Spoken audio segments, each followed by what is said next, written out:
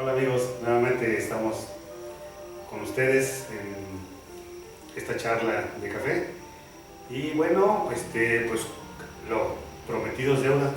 Vamos a hablar de literatura. Hoy aquí tenemos a todos ellos, escriben, todos los que estamos aquí presentes, de alguna u otra forma, ya sea en cuento, poesía, ensayo, décima, reportaje periodístico, todo esto pues son temas que se abordan por parte de cada uno de nosotros y pues entramos con la literatura, ¿no, Mario? Pues yo creo que sí, miren, hay una gran polémica entre qué es escribir bien o simplemente escribir, y aquí junto tengo un artero de libros donde se encuentran personajes de la literatura, como Benítez, incluso hay libros que son poco leídos, sin embargo, hay una gran dicotomía en este asunto, es decir,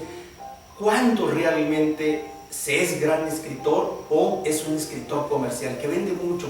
O un poco que autor es trascendente y que autor, aunque escriba bien, no pasa más allá de su localidad. Fíjate que con respecto a eso, hay por ahí alguna asociación de escritores que dice que si una persona que se dice escritor no ha escrito 5 libros y de esos 5 libros alguno de ellos no está escrito en alguna editorial reconocida, afamada, no lo catalogan como un escritor. Craso error, ¿no? Porque, por ejemplo, Juan Rulfo ha escrito 2 libros maravillosos y no necesitó más para ser uno de los mejores escritores. Candidato a premio, ¿no? Sí, uno de los mejores escritores de nuestro país, ¿no? Aquí Melquiades tiene 4 libros. No, y hay gente, hace rato hablaban de esta señora escritora también, Oralia, no recuerdo. Oralia Méndez, ella tiene fácilmente unos 20 libros publicados, ¿no? Entonces, bueno, entre las publicaciones de alguien que tiene mucha producción, que a lo mejor algunos de ellos sean de mucha calidad, algunos de ellos, no sé, no conozco a fondo la literatura de ella, ¿no? Tenemos a otro escritor de este estado, que es Eduardo Cerecero, creo que es de Gutiérrez Zamora, Veracruz. Él, de Tecolutla, por ahí, ¿no? Sí. Él tiene una cantidad enorme de libros publicados, no sé, creo que rebasa los 50 libros, así es. Algo así, ¿no? Y bueno, es un escritor muy reconocido, él es poeta y es un autor muy prolífico, ¿no? Porque escribe poesía y publica y ya tiene esa vena, esa facilidad, ¿no? Y habrá algunos de nosotros que bueno, pues siempre buscamos darle un brochazo más, una revisión más a nuestros textos, para tener ya realmente la seguridad, que nunca se acaba, ¿no? Nunca se acaba de revisar un texto, siempre, exacto, como su vez hecha de mujer, nunca se acaba. siempre estamos en la revisión, siempre como que le falta algo, ¿no? Sí, Luis, ¿cómo haces tú ahí para escribir? Porque tienes cuento y tienes poesía. Bueno, siempre ahí está esa dicotomía, si ver cantidad o calidad. No, escritor no es aquel que escriba 1000 libros y de los cuales ninguno se conozca o se venda, porque hay autores, aquí en Jalapa inclusive, que tienen presumiendo 50 libros y sin embargo ninguno de ellos ha pasado a los anales de la historia de la literatura. Exacto. Y hay otros por el contrario que tienen uno, como un G. Mendoza, que nomás tiene uno y que se agotó rápidamente, ¿no? Y que todo el mundo le está pidiendo otro y no quiere. Exactamente. Sí, bueno, ya hay otros autores más que... Nadie que lo quiere, pero tener nada de eso. Como el Salto, ¿no? Como el Salto. No, hay autores que son reconocidos, pero que no acostumbran a escribir mucho, ya sea por falta de tiempo, falta de interés, o por, como decía Rufo, que lo que tuvo que escribir ya lo había hecho y por tanto dijo, ya con eso me quedo, ya no tengo interés de escribir sobre más, no es porque no tuviera temas, no tuviera material donde cortar, por decirlo así, pero quiso explorar otras actividades como fue la fotografía, que también tiene un catálogo de fotografía muy interesante, muy enriquecedor. También trabajó como guionista, como El Gallo de Oro, y que bueno, con eso le bastó para pasar a la historia. Sí, Pero hay autores que, por ejemplo, como Paulo Coelho, que es un autor más comercial, que puede escribir 5 libros al año y de los cuales vender millones de ejemplares en todo el mundo, pero que no hay ninguno que pase a la historia, ¿no?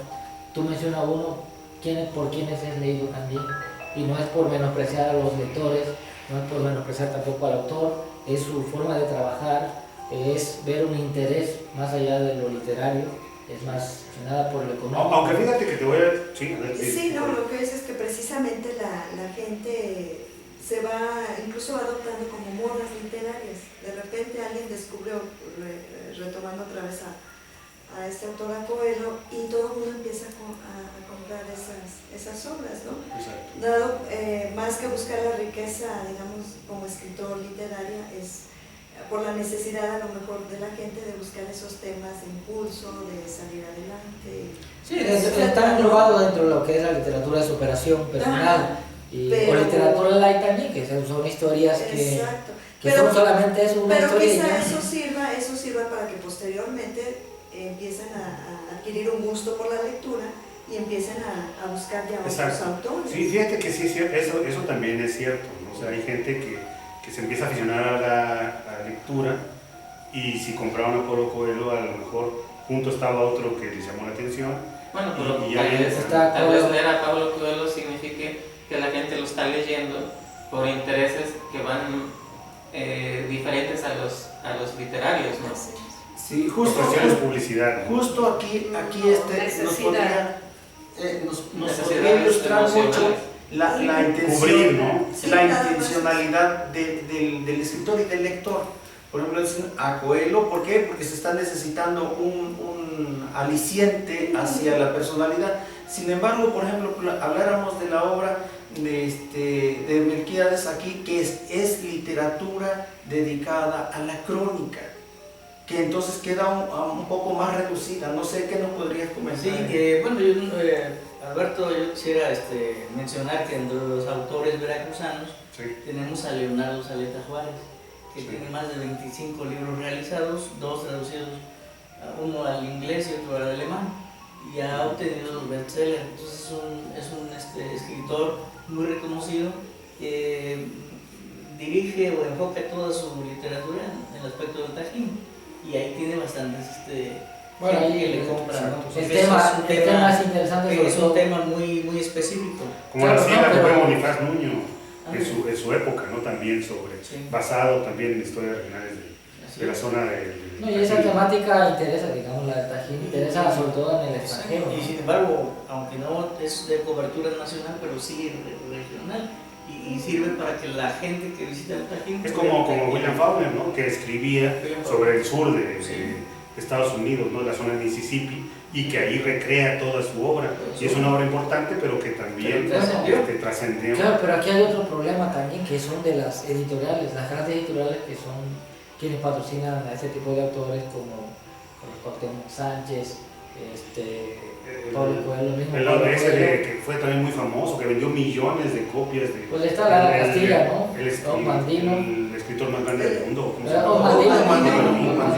Carlos Cuauhtémoc Sánchez. O sea... Lara Castilla, bueno, la literatura de ellos es Burkay también. Bueno, está Jorge Burkay, que es argentino y que hoy actualmente es... Que también es la misma temática de superación, ¿no? Jorge Volpi, por ejemplo, también. Aunque Jorge Volpi ya entra en otro esquema, ¿no? Sí.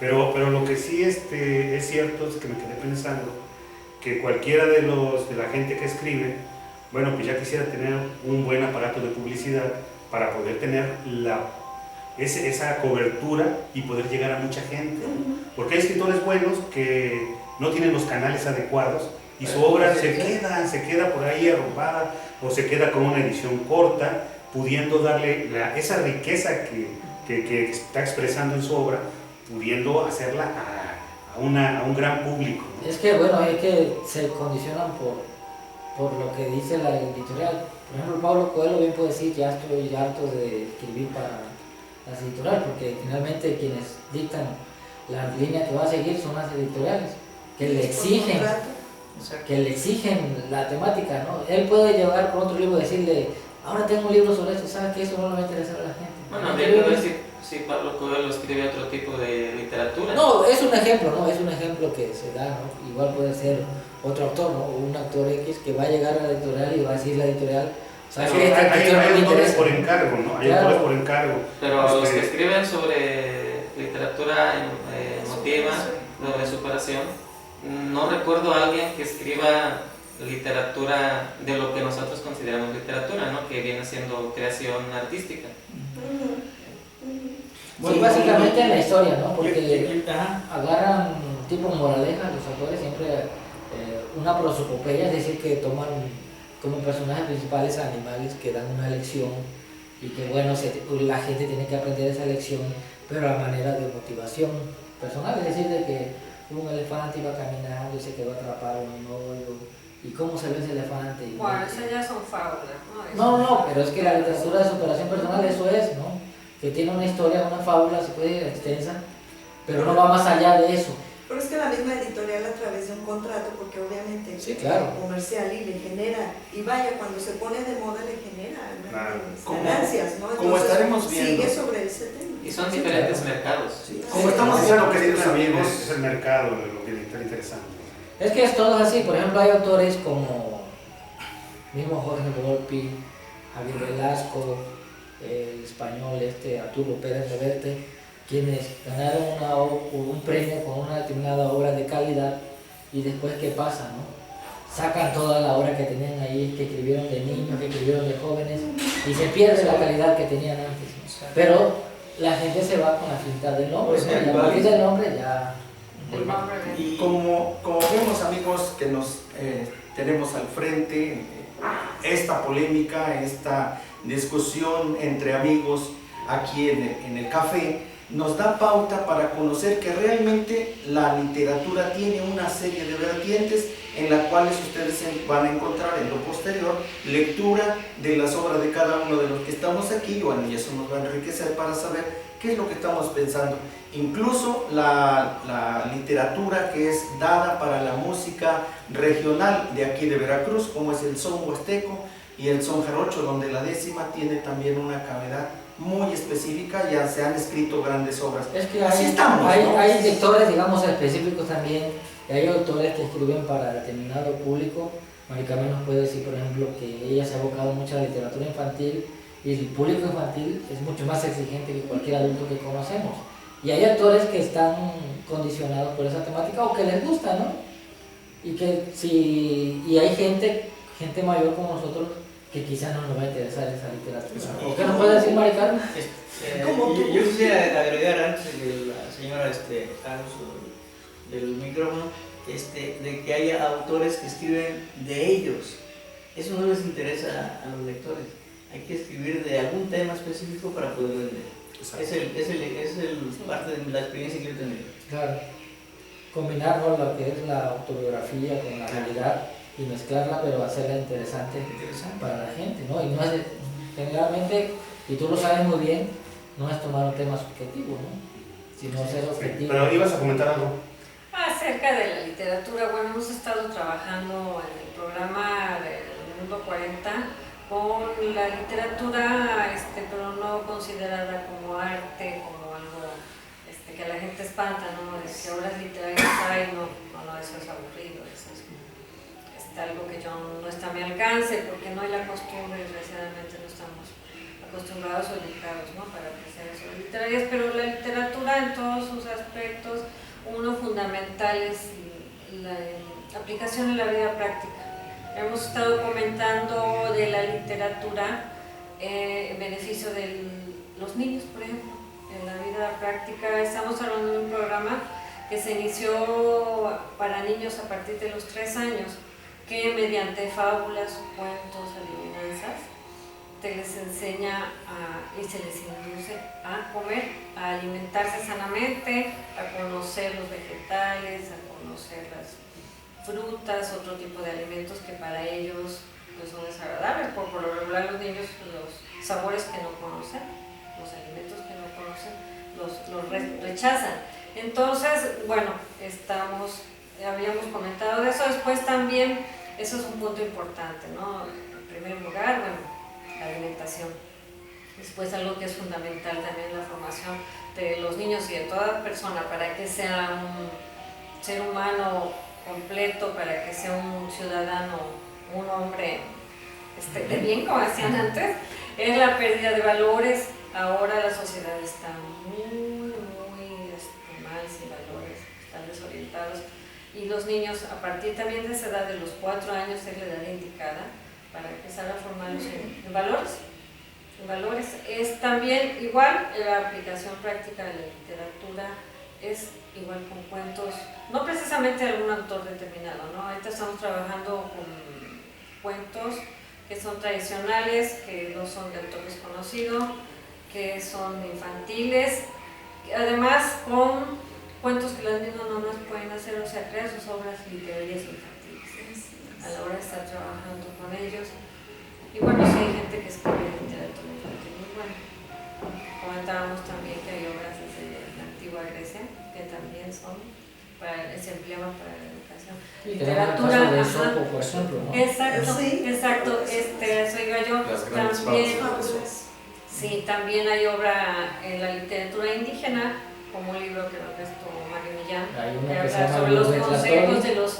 El Robetratorio y el Consejo de los Padres a los Hijos. Exactamente, ese libro también lo vamos a comentar y bueno, hay que buscar la aplicación. Hay mucha literatura, ¿no? Creo que finalmente el lector decide qué tipo de literatura tener en sus manos, qué libro consultar, porque es como las películas, la música, ¿no? Que cada quien elige el género que le parezca, algo ¿no? que mencionó Mari Carmen es muy importante, el miedo al arte. O sea, yo les comentaba hace poco, precisamente hay mucha gente que oye la palabra arte y dice, ay no, eso es aburrido, eso ya es de ciertos personajes o de personas mayores. Se entiende que no se lo merece. Y uno de los proyectos que me pareció muy bueno de la Secretaría de Educación Pública fue, en 6º año se les regaló a los niños un título, se llama El Libro Salvaje, no sé si lo han leído. Es un excelente libro, de verdad. Aquí algunos maestros sí lo aplicaron y lo leyeron juntos y los muchachos, los niños, les gustó mucho ese libro salvaje. Es precisamente de la experiencia de un chico en la biblioteca de un tío. Y es muy bueno, es muy bueno, está muy bien escrito. Pero algunos maestros no lo quisieron aplicar, o sea, léanlo, llévenselo a su casa y léanlo, pero no lo quisieron desarrollar con sus alumnos. Es el desinterés que hoy Es el existe desinterés que por la formación, la buena formación y entonces realmente de los niños que vienen a ser unos exacto, adultos, ¿no? completos. Y el arte pues prácticamente es una ayuda para sensibilizar y dar libertad a toda esa expresión, a toda esa creatividad, ¿no? Y obviamente encaminada a buenos proyectos de vida. Ya les digo, amigos, más es cosa de que se suelten tantito. Bueno, Está el libro de lecturas que están en los primeros grados de la educación primaria, que también son muy interesantes, tiene buenas historias, algunos resúmenes de literatura universal infantil. Que, bueno, vamos a hacer un corte y regresamos, ¿no? En un momento. Ya para despedirnos. Regresamos, ¿sí, no? vaya,